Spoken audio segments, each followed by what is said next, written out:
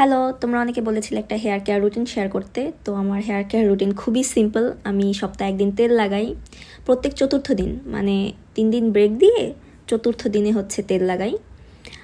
ওই দিনই 2-3 ঘন্টা রেখে হয় শ্যাম্পু করে ফেলি অথবা তার পর দিন করি।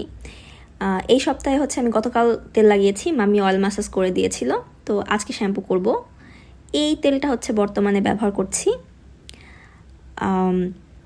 এখন শীত পড়েছে, তাই আমার গরম জল লাগবেই। ক্লিয়ারের অ্যান্টি ড্যান্ড্রাফ শ্যাম্পুটা ব্যবহার করছি এবং ট্রেসেমির হচ্ছে কন্ডিশনার। আমি চুল ব্লো ড্রাই করি না, এখন ফ্যানের বাতাসে, সিলিং ফ্যানের বাতাসে হচ্ছে শুকানোর চেষ্টা করি। রাত্রেবেলা দ্য রেমেডিস্ট সিরাম দিয়ে আমার একটুখানি নাইট কেয়ার রুটিন ওটা সেরে নিলাম।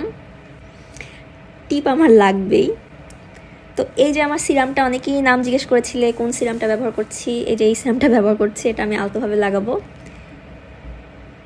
নিচের দিকে। সিরাম কন্ডিশনার এগুলো স্কাল্পে না লাগানোই ভালো, স্কাল্পে যেন টাচও ইভেন না লাগে।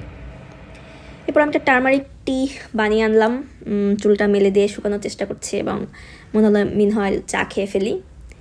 এরপর হচ্ছে আমি চুল আঁচড়াবো। কিছুই না, আমার আসলে চুল আঁচড়ানোর পরে কন্ডিশনার এবং সিরাম লাগালে আমার চুল মোটামুটি সিল্কি স্ট্রেট আপনিই হয়ে যায়।